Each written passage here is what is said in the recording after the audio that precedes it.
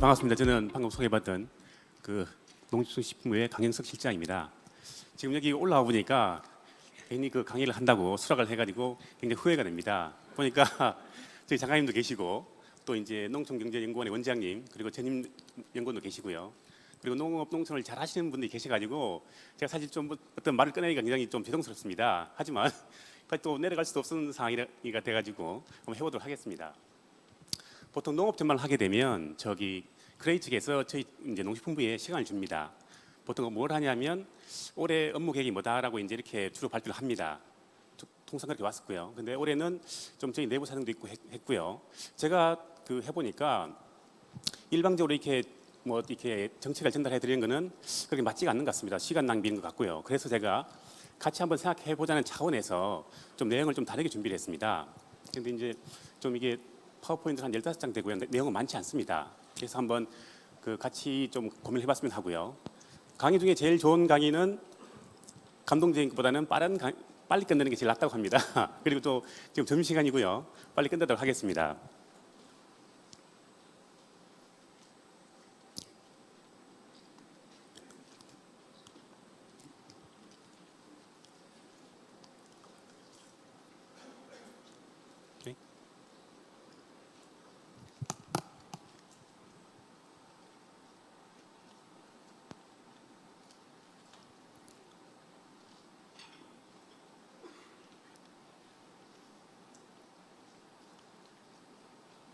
이게 안 통하죠? 어느 게? 이게 다음이고요. 이게 이전입니다. 예. 죄송합니다. 제가 이거 많이 써본 적이 없어가지고 제가 올해가 저기 농업전망 27번째고요. 제가 이런 기회를 가진 게 벌써 3번째입니다. 굉장히 많은 기회인데요. 한 번은 아마 업무 계획을 발표를 드렸었고 한 번은 제가 그 좌담회 형식으로 한번 했었던 것 같습니다. 해보니까 지금 제가 이제 오늘 여기 오다가 생각을 해보니까 굉장히 감동도 없고 재미도 없었다라는 생각을 했고요. 그래서 제가 좀 이번에는 좀 다르게 해보자라고 했는데 잘 될지 모르겠습니다. 그 세상에 제일 재미없는 얘기가 축구 얘기 그리고 군대 얘기입니다. 그 재미없는 거는 군대에서 축구하는 얘기라고 부릅니다. 그거랑 비슷한 게 아마 공무원이 정책 강의하는 강의 그게 아마 제일 재미없다고 합니다. 그래서 좀 이런 걸 좀 해보기 위해서 좀 앞에 2번 강의와는 좀 다른 내용도 다르고요. 좀 다른 분위기에 좀 진행을 해보겠습니다. 지금 여기 보면 대내외 환경 변화와 동향을 분석 전망하여 정부기관 등의 합리적 의사결정을 지원한다는 게 이번 저기 농업 전망의 아마 목적인 것 같습니다. 이거는 내부 자료였고요. 근데 제가 이제 생각을 해보니까 도대체 합리적인 게 뭘까라는 걸 생각을 해봤습니다. 그렇다면 농업 전망을 토대로 오늘 소득이 이렇게 바뀌는구나, 사육 두수가 늘어나는구나 해서 합리적 의사결정을 했습니다. 그랬더니 그럼 과연 이게 합리적인가 하는 생각을 해봤습니다. 예를 들면 그런 말이 있습니다. 일찍 일어나는 새가 벌레를 빨리 잡는다고 해서 새들이 전부 아침 일찍 일어나면 과연 그 새들이 전부 다 벌레를 잡겠느냐 하는 겁니다. 아마 가보면 새들끼리 싸움이 나서 아마 반 정도는 벌레를 못 먹고 또 반 정도는 아마 먹을 수 있을 건데요. 오히려 이런 걸 보고 경제학적으로는 합리성의 역설이라고 합니다. 오히려 합리적인 게 비합리적인 게 되는 그리고 비합리적인 게 합리적이 되는 이런 그게 되고요. 그래서 이때 정부는 그럼 도대체 뭘 해야 되는가? 정부는 역할을 하긴 해야겠죠. 그래서 이런 걸 방지하기 위해서 정부는 뭘 해야 될 것인지 이런 걸 방지할 수 있는 좋은 정책이나 가버넌스의 구조는 뭔지에 대해서 제가 조금 사례를 들어가면서 약간 좀 설명을 좀 해드리겠습니다. 혹시 제일 우측에 있는 사진 다들 혹시 아시는 분 계신지 모르겠습니다. 저도 사실 저게 뭔지는 모릅니다. 제가 지금 자료를 만들다가 따왔는데 저게 뭐냐면 여기서 박물관이라고 가정을 하겠습니다. 박물관에 지금 새들이 날고 있습니다. 이걸 만들었던 이유는 어느 지역에 박물관이 하나 있었습니다. 근데 여기는 그 지역 내에서 이 박물관을 방문하기 위해서 사람들이 굉장히 많이 왔다고 합니다. 근데 그 지역 사람들은 이 사람도 방문하고 하니까 이 박물관을 잘 관리하고 깨끗하게 하려고 그랬다고 합니다. 그런데 어느 날 새들이 날아와가지고 계속 이제 똥을 싸는 겁니다. 그랬더니 방문하시는 분들이 굉장히 이제 좀 불편하고 시민들이 보기에도 이게 계속 이렇게 되면 앞으로 이게 박물관 사람들이 안 올 것이다라고 생각을 한 겁니다. 그래서 이제 그 박물관의 그 관장이 자, 새똥을 치우자 그랬습니다. 이게 이제 제가 말씀드리는 문제의 시작입니다. 그러면 이 새똥을 치우는 거랑 농업농촌 문제를 해결하는 건 다른가라고 했을 때 여기 계신 분의 대부분은 뭐 그게 완전히 다르지 않냐? 새똥을 치우는 건 그냥 같이 치우면 될 거 아니냐? 그리고 농업농촌 문제, 특히 소멸이라든지 고령화, 인력 부족, 소득 감소, 질병 같은 문제는 굉장히 고차원적인 문제다. 그래서 둘은 비교할 수도 없다라고 아마 생각하실 겁니다. 근데 뭐 다르다면 이게 제가 이런 말씀 안 드리겠죠. 근데 제가 생각하는 거는 같지 않다는 생각입니다. 특히 이제 불확실성의 상황에서는 더 그렇습니다. 제가 사전을 찾아보니까 불확실한 상황이 뭐냐 했을 때 제일 위에 파란 글자 보이시죠? 확실하지 않다는 게 사전적인 의미였습니다. 그럼 확실한 게 뭐냐? 확실한 거는 반드시 일어난다는 게 확실하다고 합니다. 그러면 반드시 일어날 수도 있고 안 일어날 수도 있는 건 도대체 불확실한 건가? 뭐 이런 이제 문제가 생길 수 있는데요. 제가 볼 때는 크게 확실한 거, 위험한 거, 불확실한 거, 정보 부재입니다. 이제 저희들이 우리가 보통 생각할 때는 불확실한 거는 뭐 그럴 수도 있고 안 그럴 수도 있지라고 생각해서 보통 위험한 거랑 그러니까 확률적으로 생각할 수 있는 위험한 거랑 비슷하고 생각합니다. 하지만 불확실성은 엄밀하게 좀 분석을 해보면 위험하고는 상황이 완전히 다릅니다. 사실 제일 우측에 있는 정보가 없는 정보 부재와 비슷합니다. 그러면 불확실한 거의 원인이 뭐냐라고 했을 때 말씀드렸듯이 정보가 없는 겁니다. 정보가 부족하거나 해석을 할 수 없거나 아니면 이 정보를 못 믿겠다는 게 있을 테고요. 우측에 보시면 복잡성입니다. 정보는 있는데 너무 복잡해서 이걸 어떻게 의사결정에 활용할 수가 없을 때 그때 이 불확실성이 문제가 됩니다. 제가 오늘 말씀드리려고 하는 것은 이 복잡성에 대한 문제입니다. 이제 좀 전에 아까 사례를 들었던 방식으로 넘어가서요. 실제로 이 새똥 치우기와 정책 문제는 대부분 비슷합니다. 자, 새가 있으면 이제 새똥이 있구나. 원인이 뭐지? 새구나. 그래서 그 문제를 해결해야지 하면서 새똥을 치우게 됩니다. 그럼 치우는 거는 뭐냐면 쉽습니다. 어디 시설팀에서 나가서 닦으면 됩니다.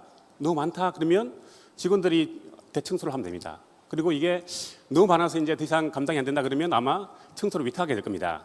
그러다가 이 새똥을 치우기는 만만치 않다 그러면 다시 원인으로 넘어가서 새를 쫓거나 아니면 거물을 치거나 아마 이제 쫓으려고 그럴 겁니다.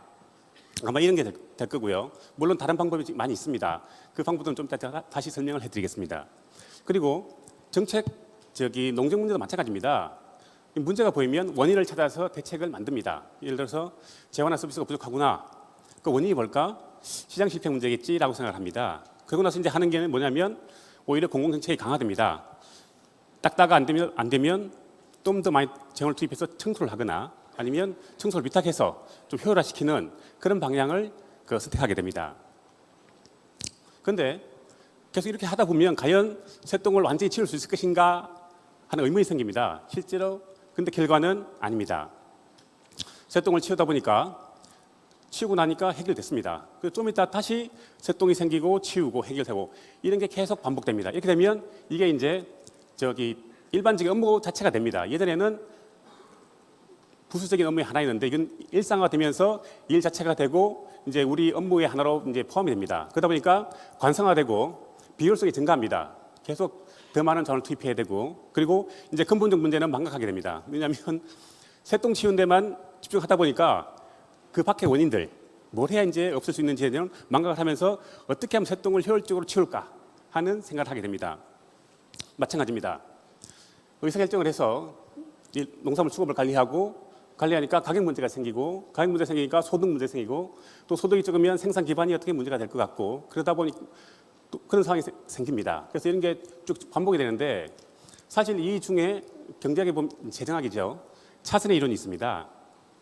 어떤 최적의 상황에 도달하려고 할 때 어떤 하나의 조건이 만족 안 될 때와 여러 개가 안 될 때는 똑같은 상황, 어느 게 낫다고 할 수 없다는 겁니다. 그래서 이런 문제들 중에서 5개라면 4개가 되는 것하고 2개가 해결되는 것하고는 사실 비슷하다는 얘기입니다. 그래서 결국 공무원들은 공직에서는 비효율성이 증가하게 되고요. 그래서 이런 정책들은 상쇄가 되고요. 오히려 정부가 이렇게 하게 되면 구축이 됩니다. 왜냐하면 정부 영역이 넓어지면 시장 영역이 자율적인 영역이 줄어들게 됩니다. 그렇다면 이 문제가 해결되지 않는 원인이 뭐냐는 겁니다. 아까 좀 전에 제가 복잡하다고 말씀드렸는데 저런 얘기가 있습니다. 단순한 것이 아름답다. 이건 아마 시집인 것 같은데요. 제가 알기로는 이런 말이 있습니다. 근데 과연 그러면 단순한 것이 아름답냐라는 겁니다. 제일 왼쪽에 보면 그림이 있습니다. 이거 설명을 하라고 하면 예술 하시는 분들이 보면 색깔도 이쁘고 되게 아름답다. 뭔가를 잘 구현한 것 같다고 하실 거고요. 건축학자가 보면 굉장히 튼튼하다. 이거는 뭔가 각도라든지 구조 자체가 너무 튼튼해서 지진이 나도 아마 괜찮을 거다 하실 거고요. 철학을 하시는 분들이 보면 동양 철학이죠. 상당히 기가 느껴진다. 우리의 삶과 비슷하다 이렇게 얘기할 겁니다. 그리고 서양 철학자분들은 저게 실제로 있는 거냐? 있다는 걸 어떻게 할 수 있지? 왜 있어야 되지? 아마 이런 질문을 할 겁니다. 그래서 이런 사람들 다 묶어놓고 대화를 시키면 대화가 안 됩니다. 우리가 요새 통섭글에서 관점을 달리해서 보는 게 있는데 이 세 분을 그런 사람들을 오히려 모아놓으면 대화 자체가 안 돼서 나중에는 뭔 얘기 하는지도 모르는 그런 상황이 됩니다. 그러다 보니까 이제 우리가 이제 어떤 상황이 여기서 인류가 발견해낸 가장 좋은 이런 걸 없애기 위해서 하는 게 단순화시킨 겁니다. 그래서 보면 뭐 점이 있고 점이 몇 개, 20개가 있다. 선이 30개가 있고 까만 점도 있고 파란 점도 있네. 이렇게 해서 단순화시키고 1차원적으로 생각을 하게 됩니다. 그래서 실제로 보면 우리는 저렇게 살고 있는데 실제로 우리가 보는 세계는 이렇다는 얘기입니다. 아까 말씀드렸듯이 우리가 느끼는 것은 이렇게 느끼고 있습니다. 그래서 이제 혁신을 막 시작합니다. 혁신해야지. 그래서 왼쪽에 보시면 일반적인 혁신 솔루션입니다. 공무원들이 하는. 그래서 내부 좀 개혁을 해보자. 조직을 바꾸고 좀 제도도 이제 개선을 하자. 그리고 새로운 기술이 있다. 기술 도입해서 좀 그 혁신을 해보자. 그리고 융복합.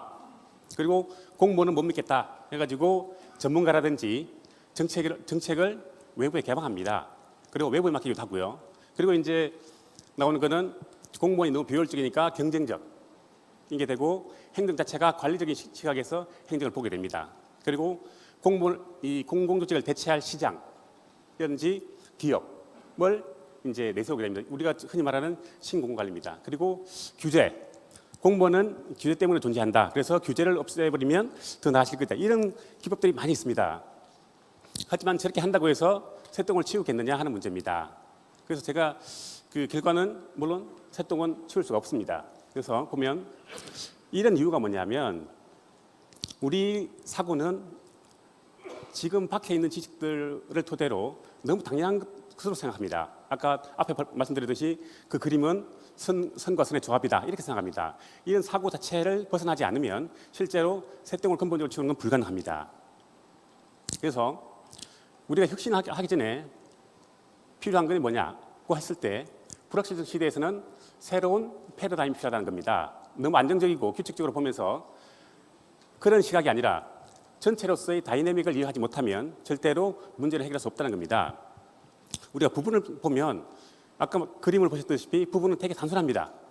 그리고 기계적으로 연결되었다고 보고 있고요. 되게 규칙적이에요. 각도라든지 이런 것.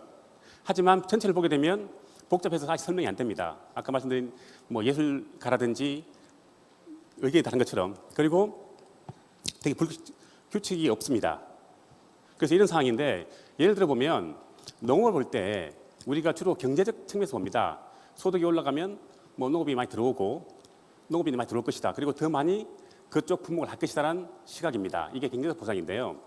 실제로 뭐 그럴 확률이 높습니다. 하지만 농업이란 걸 농업인의 삶의 입장에서 볼 때는 경제적 보상보다 중요한 것은 사회적 보상입니다. 내가 농업을 하면서 돈도 좋지만 돈도 사회적 보상의 일상입니다. 왜냐하면 내가 이 사과를 살 때 3,000원이다. 소비자가 봤을 때 이것도 싸지라고 하면 사회적 보상이 될 수 있고요. 그리고 농업에 대한 어떤 관점, 농업이 훌륭한 일을 하시는 분들이지. 그래서 대우도 어디 나가서 농업인 그러면 상당히 인정을 해주는 그런 사회적 보상들이 있습니다. 그런데 우리는 주로 경제적 보상 때문에 우리가 많은 것들을 보지 못하고 있고요. 그래서 앞으로는 이 사회적 관점이 없으면 새똥치우기라든지 농업 문제도 해결을 잘 할 수 없다는 겁니다. 그래서 그럼 새똥치우기를 어떻게 해야 근본적으로 해결할 수 있냐 하는 문제입니다.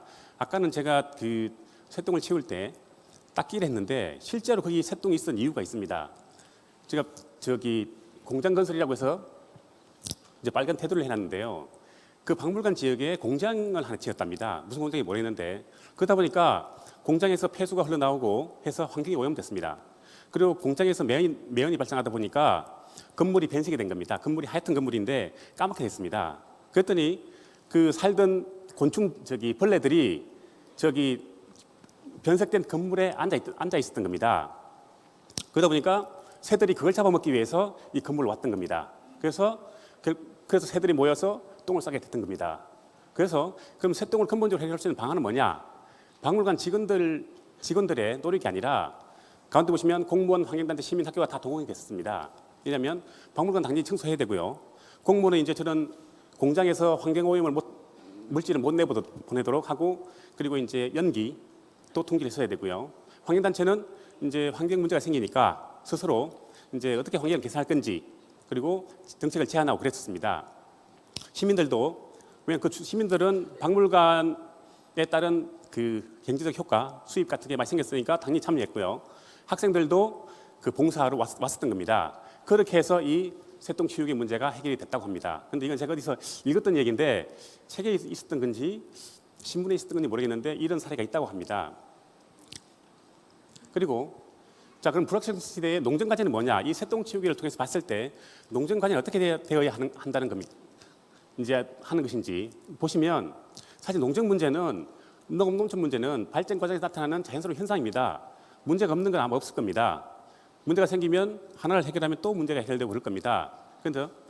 그래서 일시적인 문제 해결보다는 농업 시스템의 문제 해결력이나 회복력을 강화시키는 것이 반드시 돼야 됩니다. 아까 말씀드렸듯이 새똥을 치우는 게 아니라 치울 수 있는 어떤 시스템을 만들지 않으면 농업 문제를 해결하기가 힘들다는 겁니다.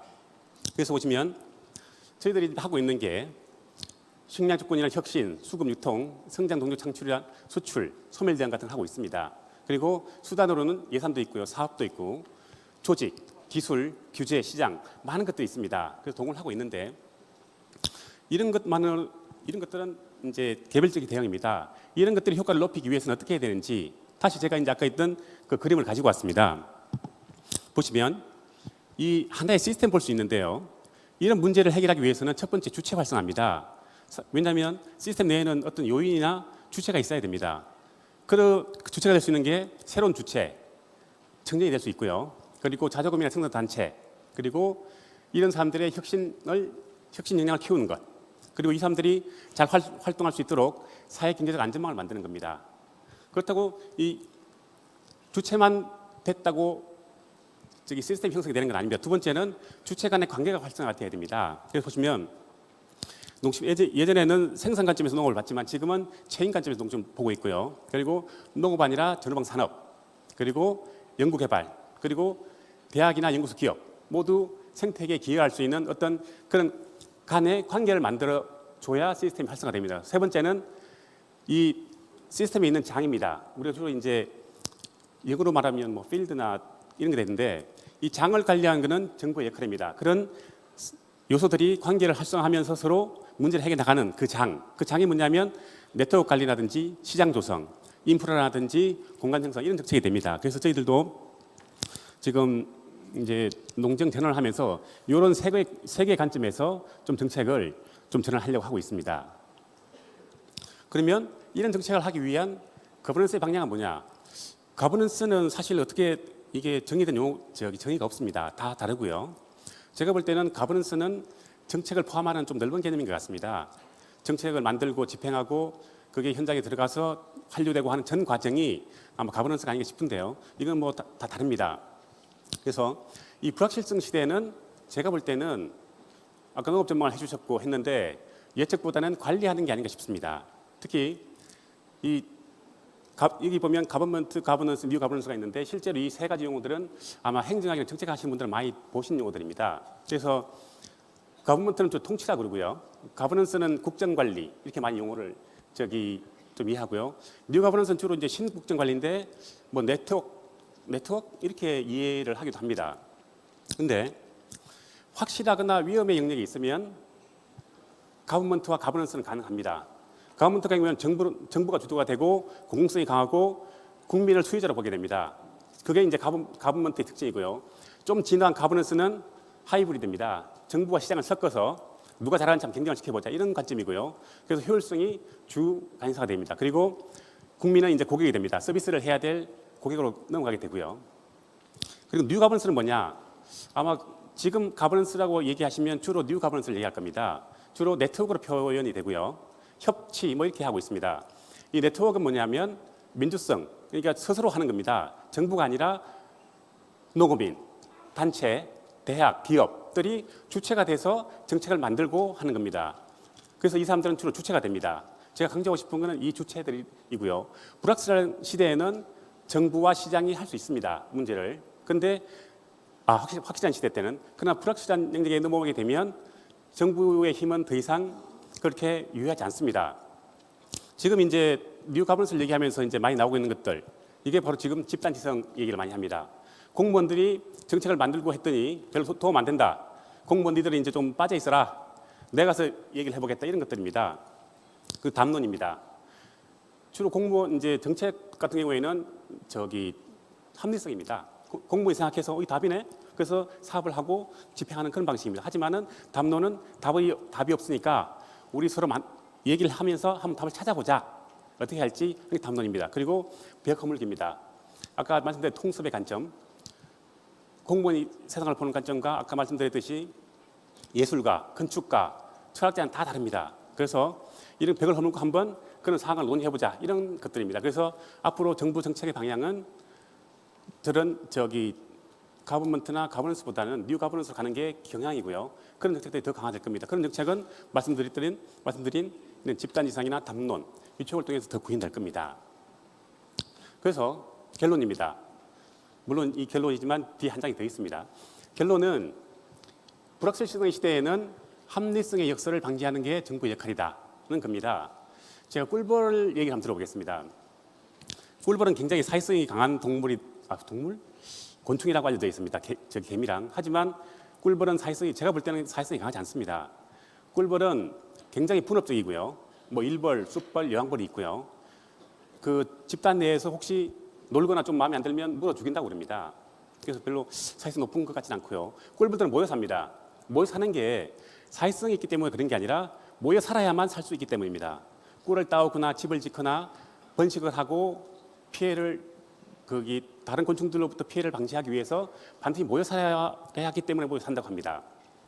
그러다 보면 이제 모여 살면서 또 다른 이제 특성이 나타납니다. 예를 들면 꿀벌이 이제 제일 천적인 말벌입니다.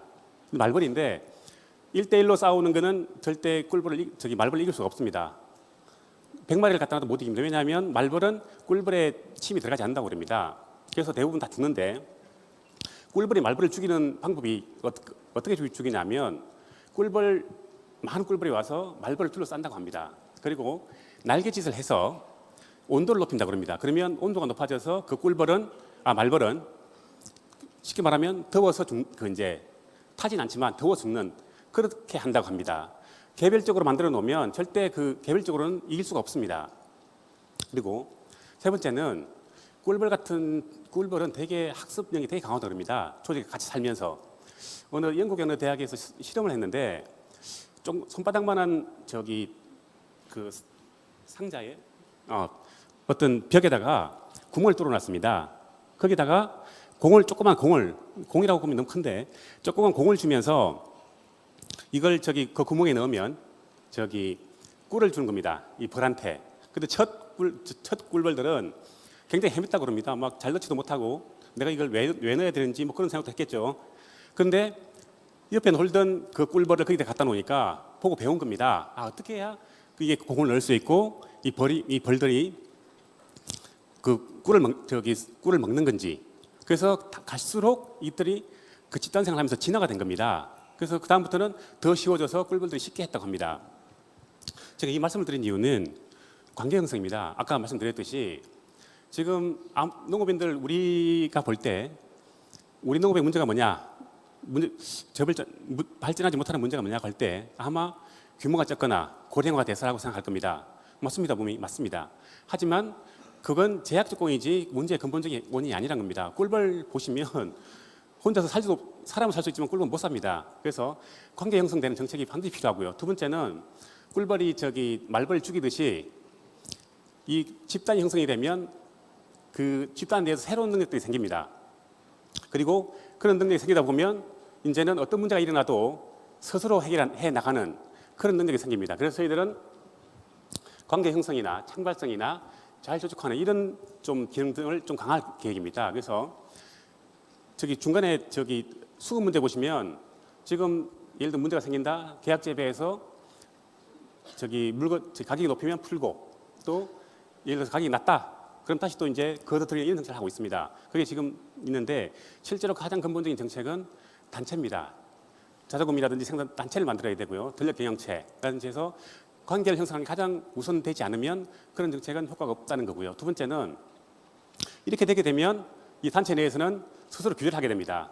유럽 프랑스가 그럴 것 같은데요. 자기들이 단체를 만들어서 스스로 규제를 합니다. 규제를 하는 것은 자기들이 그런 법적 권한을 받아서 때문이기도 하고요. 그게 제일 낫다는 걸 알기 때문입니다. 그래서 자율 규제를 하면서 환경 시장을 대응을 해 나갑니다. 그리고 나중에는 이 조직에 있는 그 꿀벌이 뭐 배우듯이 실제로 다원화되고 분화돼서 새로운 또 하나의 조직을 만드는 그런 방식으로 진화를 해 나가게 됩니다. 그래서 관계가 형성이 되면 생태 기능이 높아지고요. 창발성이 되면 대응성이 높아집니다. 어떤 문제가 생길 때. 그리고 자율주체가 되면 문제 해결력이 높아집니다. 그래서 이런 그 정책들이 비합리성의 역설을 방지할 수 있는 그런 그 정책이 될 거라고 생각합니다. 마무리입니다. 제가 지금까지 쭉 말씀을 드렸는데 정부 그러면 아마 그럴 겁니다. 야, 문제 생겼네. 빨리 문제 해결해. 그리고 사업이나 돈을 달라고 할 겁니다. 그런데 실제로 정부는 그렇게 영어 보시면 그렇게 전지전능한 존재가 아닙니다. 정부는 정책을 하는 주체지 문제를 해결할 수 있는 근본적인 능력을 가진 사람들이 아니란 겁니다. 공무원들도 그 중에 하나입니다. 하지만 정부는 뭐가 되느냐? 실제로 공개되어 있는 문제를 해결하기 위한 플랫폼입니다. 예를 들어서 어느 단체에서 사람들 모여라 그러면 잘 안 올 겁니다. 근데 정부에서 오십시오라고 하면 모든 사람들이 다 옵니다.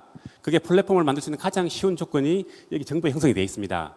이 정부가 사업을 만들어서 돈을 해서 해결하는 것은 진짜 새똥을 닦는 거에 불과합니다. 문제적으로 근본적으로 해결하기 위해서는 자율성, 스스로 의지를 하는 게 아니라 자율성이 되어야 되고요.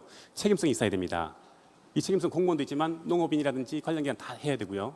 그리고 책임성을 가지고 공감을 하고 관계를 만들어야 되고요. 협력하고 배려를 하면 할 때 이런 개방된 문제 해결 플랫폼으로서의 기능을 할 수 있을 겁니다.